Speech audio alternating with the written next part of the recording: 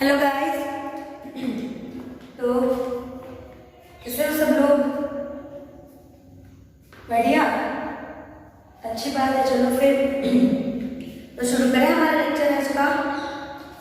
ठीक है, तो क्या देखा था हमने लास्ट लेक्चर में? थोड़ा सा पहले हर रोज की तरह रिवाइज कर लेते हैं ताकि थोड़ा सा क्या हो जाओ, केमिस्ट्री के माहौल में वापस आ जाओ। ठीक है, तो क्या पढ़ा हमने लास्ट लेक्चर में? हम देख रहे थे वैलेंस बॉन्ड थियरी, वीबीटी, है ना, जिसमें हमने हाइब्रिडाइजेशन देखा और हाइब्रिडाइजेशन 5 तरह के देखने लिए, फिर उनकी हमने शॉर्ट ट्रिक्स देखी। लास्ट लेक्चर में क्या देखा? कुछ ऐसी शॉर्ट ट्रिक्स देखी बच्चों हमने जिनको यूज करके आप क्या कर सकते हो, किसी भी मॉलिक्यूल का हाइब्रिडाइजेशन फाइंड कर सकते हो। Either you know the structure of it और you don't know the structure of it, कोई फर्क नहीं पड़ता है। पहला जो है, पहली ट्रिक वो जिनका स्ट्रक्चर आप जानते हो उनके लिए थी।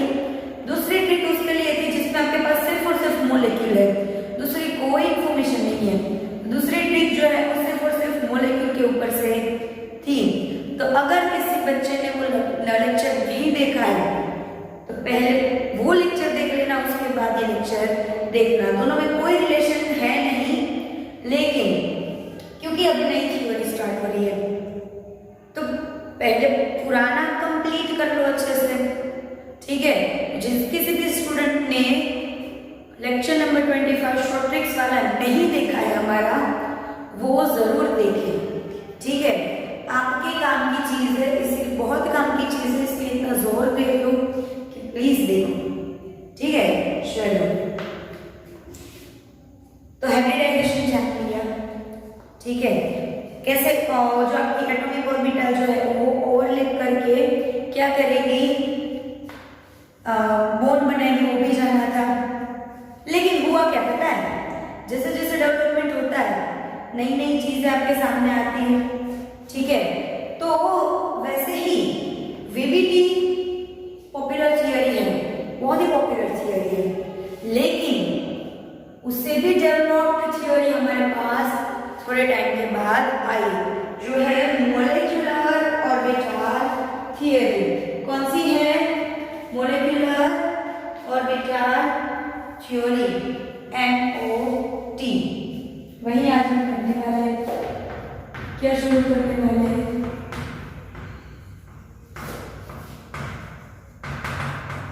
Molecular orbital theory.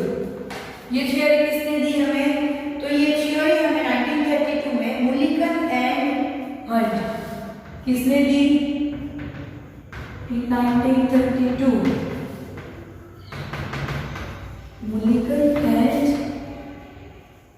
हंट, इन लोगों ने ये जो थ्योरी है उसको प्रपोज किया। ठीक है, अभी थियरी का नाम पहले समझते हैं, हर एक थियरी में वैसे ही करता है कि थियरी का अच्छे से पहले नाम समझते हैं। तो हमारे पास है मॉलिक्यूलर ऑर्बिटल थियरी। अभी मॉलिक्यूल और ऑर्बिटल ये कैसा लॉजिक हुआ? ऑर्बिटल तो हमने किसकी देखी है अभी तक?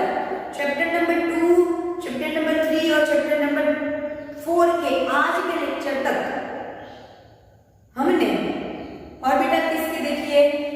एटॉमिक। कैसी देखी है? Atomic orbital. तो भैया ये मॉलिक्यूल की ऑर्बिटल कहां से आई?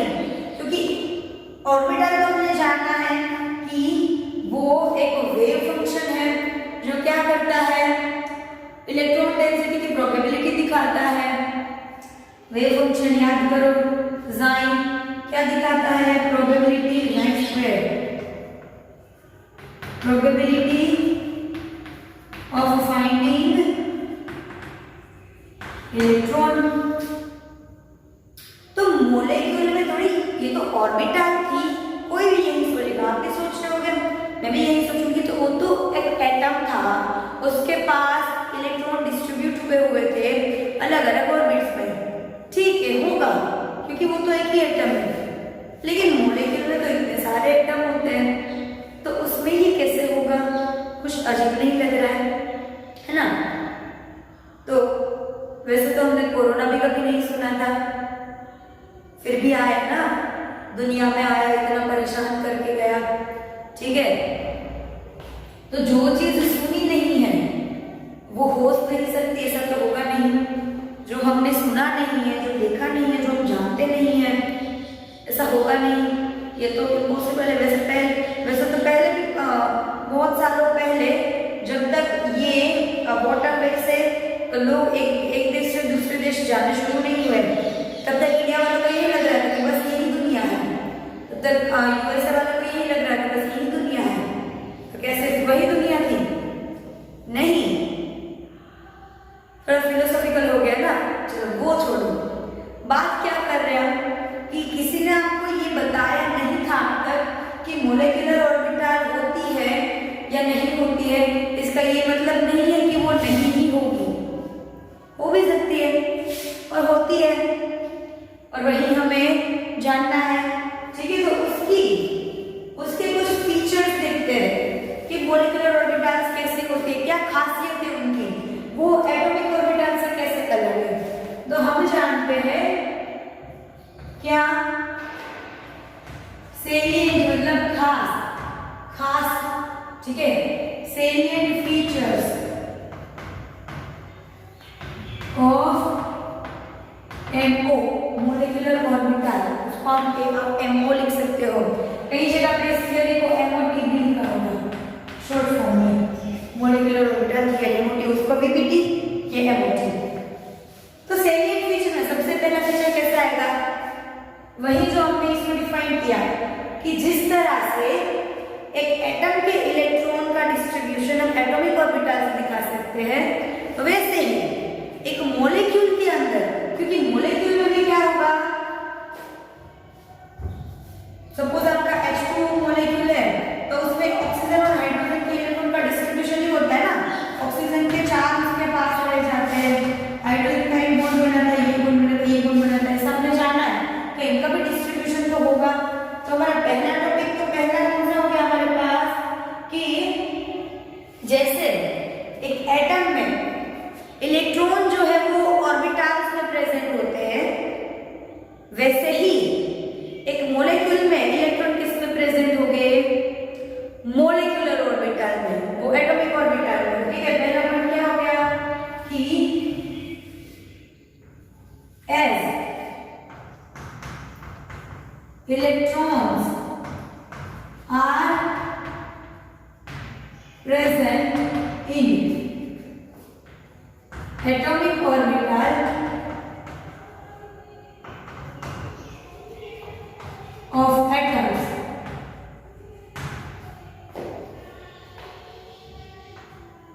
electrons of molecules are present in molecular orbitals. जैसे इलेक्ट्रॉन जो है किसी भी एटम के, वो एटॉमिक ऑर्बिटल में प्रेजेंट होते हैं, वैसे ही मोलेक्यूल्स के जो इलेक्ट्रॉन्स होते हैं वो कहाँ पे प्रेजेंट होते हैं, मोलेक्युलर ऑर्बिटल में।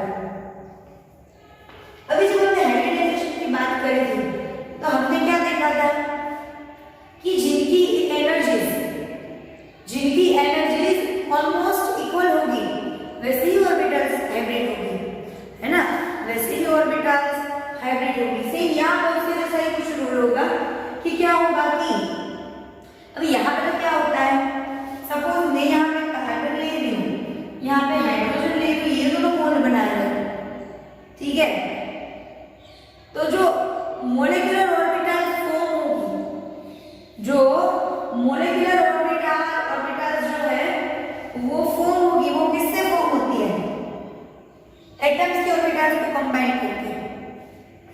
एटम्स की ऑर्बिटल्स जो है मतलब हाइड्रोजन के पास जितनी ऑर्बिटल्स है, इसके पास 1s है, इसके पास 1s 2s 2p 3 है, तो इनकी ऑर्बिटल्स को कंबाइन करके क्या बनाया जाता है, मोलेक्युलर ऑर्बिटल्स। लेकिन कौन सी ऑर्बिटल को आप कंबाइन करोगे,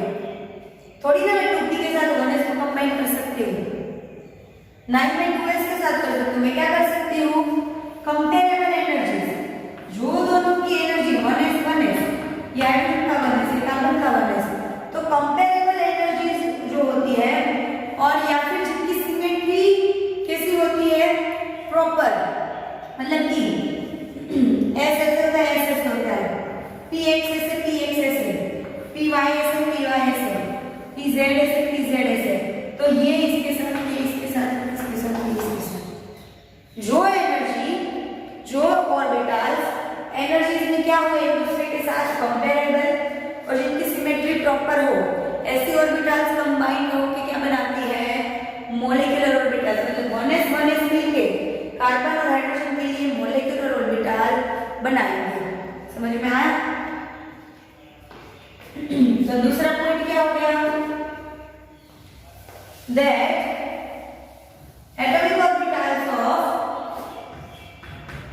atomic orbitals AOS मतलब atomic orbitals of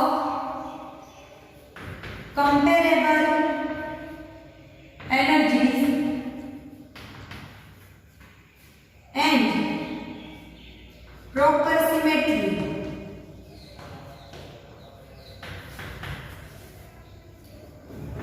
are combined to form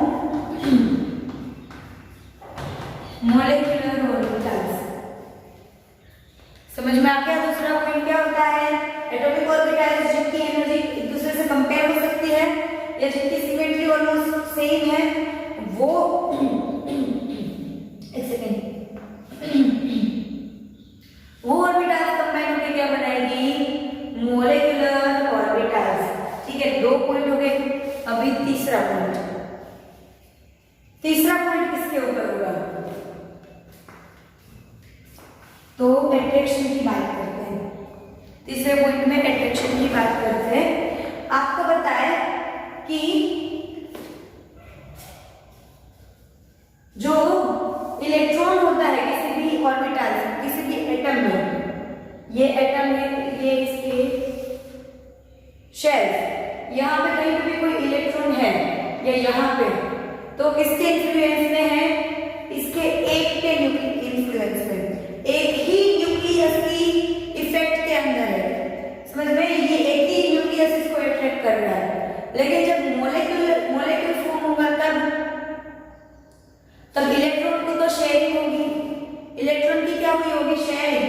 अगर कार्बन और हाइड्रोजन का बॉन्ड है तो यहाँ पे इलेक्ट्रॉन की शेयरिंग हुई है, तो ये इलेक्ट्रॉन इसके न्यूक्लियस से भी अफेक्टेड होगा, ये इलेक्ट्रॉन इसके न्यूक्लियस से भी इन्फ्लुएंस्ड होगा। समझ में आया? यानी कि थर्ड पॉइंट ये होगा कि atomic electrons in atomic orbitals are influenced by only one nucleus, उसका खुद का, while electrons in molecular orbital are influenced by each nucleus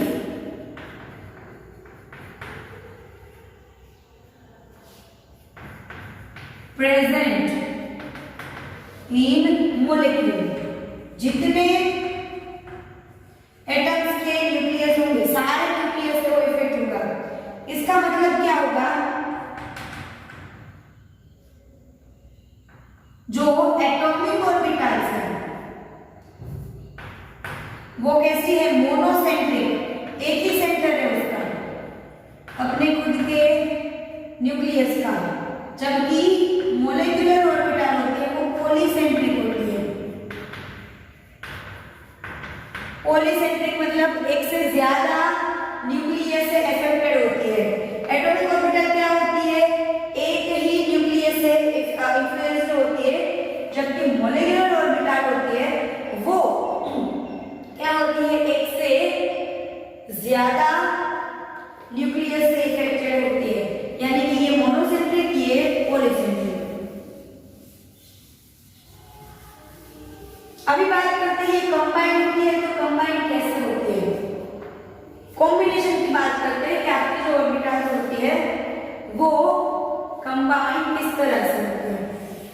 ठीक है, फोर्थ पॉइंट, हाइब्रिडाइजेशन में याद करो मैंने क्या बोला था उस वक्त उसके सेलिएंट फीचर्स में, number of orbitals takes part in hybridisation is equal to number of hybrid orbitals. जितनी ऑर्बिटल्स ने हाइब्रिडाइजेशन में पार्ट लिया है सामने उतने ही नंबर की हाइब्रिड ऑर्बिटल्स आपके सामने बनके आएगी। समझ में आया? तो सिमिलरली यहाँ पर वही होगा कि जितनी ऑर्बिटल्स, जितनी एटॉमिक ऑर्बिटल्स यूज होती है मॉलिक्यूलर ऑर्बिटल बनाने में, सामने उतनी ही मॉलिक्यूलर ऑर्बिटल बनती है। मतलब कितनी वो everyday 1s 2s 2px 3 orbital ले ली तो सामने जो मुझे कॉम्बिनेशन मिलेगा मॉलिक्यूलर ऑर्बिटल के लिए वो 3 का कॉम्बिनेशन मिलेगा। कितने का कॉम्बिनेशन मिलेगा? 3 का कॉम्बिनेशन मिलेगा। यानी कि number of atomic orbitals combined to form molecular orbitals are equal to number of molecular orbitals। जितनी एटॉमिक ऑर्बिटल्स जो है वो कंबाइन हुई है सामने उतनी ही आपको क्या मिलेगी? Molecular orbitals. ठीक है, यानी कि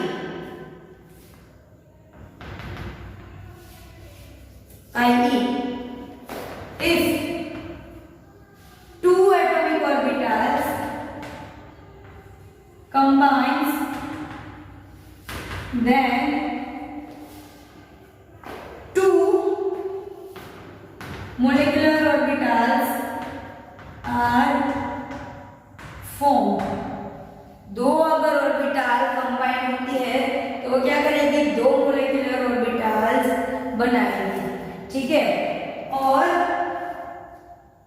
2 अगर 2 बनाती है तो उसमें से एक बनेगी क्या? Bonding molecular orbital. One is known as bonding, ये आगे आएगा इसके बारे में पूरा, bonding molecular orbital and another is known as, दूसरी जो है वो बॉन्डिंग क्या एंटी लगा दो, एंटी बॉन्डिंग मोलिकुलर ऑर्बिटल। इनके शॉर्ट फॉर्म होते हैं बॉन्डिंग के BMO एंड एंटी बॉन्डिंग का ABMO। तो क्या होगा? सपोज ऐसे है 1s 2s 2px 3 कंबाइन हो रही है। ठीक है, सामने 1s 2s और 2px 3 क्या हो रही है? सामने 3 से कंबाइन हो रही है। मतलब ये इससे कंबाइन हो रही है, ये इससे कंबाइन हो रही है, ये इससे कंबाइन हो रही है। सपोज यहाँ पे कार्बन है, यहाँ पे नाइट्रोजन है, तो 1s 1s से 2s 2s से 2px 2px है। तो ये भी क्या करेगी? 2 देगी। ये भी क्या करेगी? कॉम्बिनेशन 2 का देगी। ये भी क्या करेगी? कॉम्बिनेशन 2 का कॉम्बिनेशन देगी। मतलब यहाँ पे आपको ऑर्बिटल मिलेगा, 2 ऑर्बिटल मिलेगी। ये दो मिला के क्या बनाएंगे? 2। उसमें से एक BM होगी, एक ABM होगी। समझ में आया? कॉम्बिनेशन किसका होता है? हाइब्रिडाइजेशन किसका होता था? हाइब्रिडाइजेशन सेंट्रल एटम का होता था। हाइब्रिडाइजेशन सेंट्रल एटम का होता था। एटम का अपनी अपनी ऑर्बिटल्स का। हाइब्रिडाइजेशन और MOT में क्या फर्क है? हाइब्रिडाइजेशन और MO में क्या फर्क है? हाइब्रिडाइजेशन खुद की ही ऑर्बिटल्स का क्या है? मिक्सचर। यहाँ पे क्या है? 2 अलग अलग एटम्स अपनी ऑर्बिटल्स जो है उनको कंबाइन कर रहे हैं। समझ रहे हो? इसमें क्या है, दो अलग अलग एटम्स की दो हाइब्रिडाइजेशन अपनी कंबाइन हो रही है। 1s 1s 2s 2s 2px 2px 2py 2py 2pz 2pz 3s 3s 3p 3p कुछ भी 3dxy sorry 3dxy 3dxy 3dyz 3dyz सामने सामने सिमिलर कंबाइन होगी। ठीक है, ये समझ में आ गया। अभी उसके बाद 5th नंबर का हमारा सेलिएंट फीचर इसका ये है कि जो बॉन्डिंग मॉलिक्यूलर ऑर्बिटल है, बॉन्डिंग का मतलब क्या होगा कि जहां पे इलेक्ट्रॉन बॉन्ड बनाएंगे। तो आपको पता है जहां पे इलेक्ट्रॉन बॉन्ड बनाते हैं, जब इलेक्ट्रॉन बॉन्ड बनाते हैं, जब कोई भी दो एटम्स बॉन्ड बनाते हैं और मॉलिक्यूल फॉर्म करते हैं, तो वो एनर्जी उनकी बहुत ही लो होती है ताकि वो हाईली स्टेबल हो। तो क्या होगा,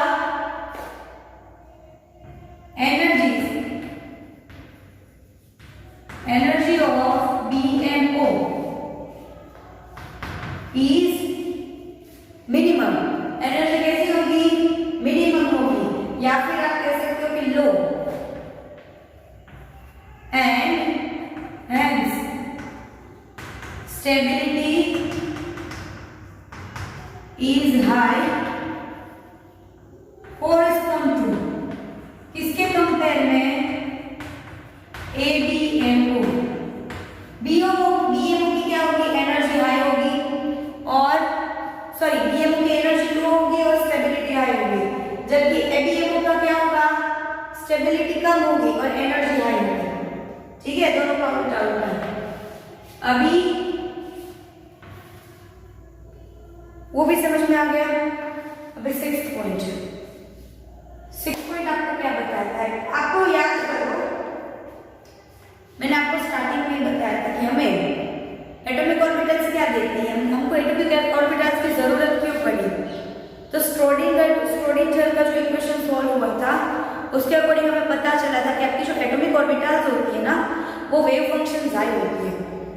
एटॉमिक ऑर्बिटल्स क्या होती है, वेव फंक्शन जाई, और वो जाई क्या दिखाता है, इलेक्ट्रॉन प्रोबेबिलिटी डेंसिटी, या फिर find probability of finding electron density, मतलब कि कहाँ पे इलेक्ट्रॉन हो सकता है, इतनी सी जगह में, ये जो राउंड शेप है उसमें इलेक्ट्रॉन हो सकता है। इस प्रोबेबिलिटी को ही हम बोलते हैं हमारी ऑर्बिटल। तो जैसे एक एटम के अंदर इलेक्ट्रॉन की प्रोबेबिलिटी फाइंड करने के लिए आपके पास एटॉमिक ऑर्बिटल्स है, वैसे ही मॉलिक्यूल के अंदर इलेक्ट्रॉन की प्रोबेबिलिटी डेंसिटी फाइंड करने के लिए क्या है आपके पास, एटॉमिक ऑर्बिटल। यानी कि जैसे एटॉमिक ऑर्बिटल हेल्प करता है to find electron density probability, वैसे ही मॉलिक्यूलर ऑर्बिटल हेल्प करता है to find electron density probability and in molecule, वो एटम में ये मॉलिक्यूल है। ठीक है, तो क्या है, as electron probability density of atom is given by atomic orbital। जैसे इलेक्ट्रॉन प्रोबेबिलिटी आपको फाइंड करनी है एटम में, वो एक एटॉमिक ऑर्बिटल से दी जाती है, electron probability density of molecules are given by molecular orbitals। जैसे एटॉमिक ऑर्बिटल्स आपको इलेक्ट्रॉन डेंसिटी की प्रोबेबिलिटी देता है किसके अंदर, एटम के अंदर, वैसे ही मॉलिक्यूलर ऑर्बिटल्स जो क्या देते हैं, मॉलिक्यूल के अंदर इलेक्ट्रॉन कहाँ प्रेजेंट होगा कहाँ नहीं, उसकी हमें प्रोबेबिलिटी देती है। यानी कि पॉसिबिलिटी के साथ होगा यहाँ पे तो बिल्कुल नहीं होगा, होगा तो इतने एरिया में होगा वैसे। ठीक है, अभी सबसे लास्ट आपने और ऑर्बिटल्स फाइंड कर ली थे, पहले जब एटम की बात कर रहे थे सेकंड चैप्टर में। तो हमने क्या फाइंड कर लिया था, ऑर्बिटल्स फाइंड कर लिया था, उनकी एनर्जी लेवल्स ये सब फाइंड कर लिया था, ठीक है। लास्ट में हमने क्या फाइंड किया था कि इलेक्ट्रॉन का अरेंजमेंट कैसे होगा, डिस्ट्रीब्यूशन मतलब इलेक्ट्रॉन का अरेंजमेंट कि पहले वो 1s में जाएगा फिर 2s में। उसके लिए उसने क्या फॉलो किया था, एटॉमिक ऑर्बिटल्स ने ऑफ बोस प्रिंसिपल फॉलो किया था और हंट का और पॉली का रूल फॉलो करते हैं एटम्स। वैसे ही हमारी मॉलिक्यूलर ऑर्बिटल्स में क्या करती है, इलेक्ट्रॉन डिस्ट्रीब्यूशन को समझने के लिए या फील्ड कैसे होगा, इलेक्ट्रॉन फील्ड कैसे होगा, उसके लिए वो ये 3 रूल फॉलो करते हैं। यानी कि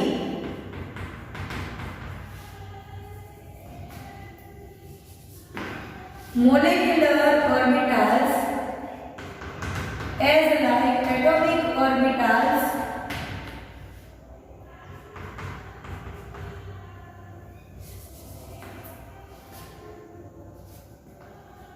are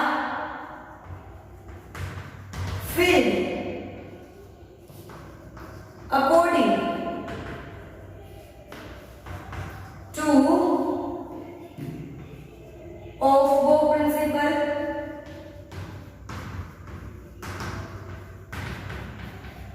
and follows Pauli's and Hund's rule,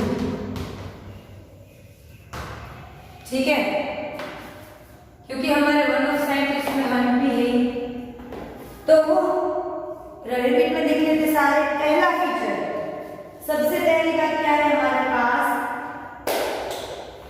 number of जैसे एटॉमिक ऑर्बिटल्स, एटम के लिए इलेक्ट्रॉन जो है वो क्या करते हैं, एटॉमिक ऑर्बिटल्स में फील होते हैं, वैसे ही इलेक्ट्रॉन्स जो है वो प्रेजेंट मॉलिक्यूल में कहां होते हैं, मॉलिक्यूलर ऑर्बिटल में। दूसरा, एटॉमिक ऑर्बिटल में क्या होता है, 2 कंपेरेबल एनर्जीज वाली ऑर्बिटल जो है वो कंबाइन होती है, यानी कि 1s के साथ, 2s के साथ, 2px के साथ 2 कंपेरेबल एनर्जीज वाली ऑर्बिटल्स कंबाइन होती है।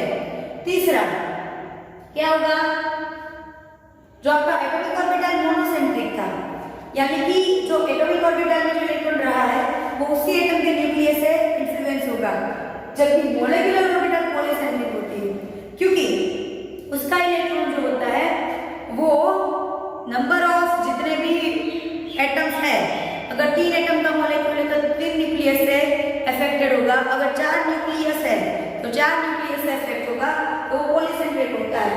फोर्थ, ये जो कॉम्बिनेशन होता है आपका एटॉमिक ऑर्बिटल का, वो नंबर ऑफ एटॉमिक ऑर्बिटल जितनी कंबाइन होती है सामने उतने ही नंबर में क्या होता है, मॉलिक्यूलर ऑर्बिटल फॉर्म होती है, यानी कि 3 नंबर, 3 ऑर्बिटल्स इसकी और 3 ऑर्बिटल्स इसकी कंबाइन हुई तो क्या होगा, 6 ऑर्बिटल्स बनेगी, 3 + 3 6। जैसे कि 1s कंबाइन होता है तो एक 1s कार्बन की, एक 1s सपोज हाइड्रोजन की है, तो 2 ऑर्बिटल्स कंबाइन हुई तो 2 मॉलिक्यूलर ऑर्बिटल बनेगी। अगर 4 ऑर्बिटल कंबाइन होती है, 2 इस आपका 2 एटम का मॉलिक्यूल है, ठीक है, कार्बन और नाइट्रोजन का, तो कार्बन की 2 और नाइट्रोजन की 2, इस तरह से 4 ऑर्बिटल्स अगर कंबाइन होती है तो 4 मॉलिक्यूलर ऑर्बिटल्स फॉर्म होगी। उसमें से हर एक की 2 बनेगी, 1s 2 बनाएगी, 2s 2 बनाएगी, 2px 2 बनाएगी, तो हर एक की जो 2 बनती है उसमें से एक बॉन्डिंग होती है, एक एंटी बॉन्डिंग होती है, ठीक है। फिफ्थ है कि जो BMO बॉन्डिंग मॉलिक्यूलर ऑर्बिटल होती है उसकी एनर्जी बहुत कम होती है, स्टेबिलिटी हाई होती है कंपेयरिंग टू एबीएमओ, ठीक है। फिर क्या है, जैसे आपकी एटॉमिक ऑर्बिटल आपको इलेक्ट्रॉन प्रोबेबिलिटी डेंसिटी देता था to find electron in atom, वैसे ही मॉलिक्यूलर ऑर्बिटल क्या देगी, probability to find electron in molecule, कि मॉलिक्यूल में इलेक्ट्रॉन कहाँ होगा। और लास्ट कि जैसे filling of atomic orbital Aufbau का, हंट का और पॉली का रूल फॉलो करता है, वैसे ही फीलिंग ऑफ मॉलिक्यूलर ऑर्बिटल भी ये तीनों रूल फॉलो करते हैं, ठीक है बच्चों। समझ में आ गया अच्छे से? होमवर्क में क्या करोगे,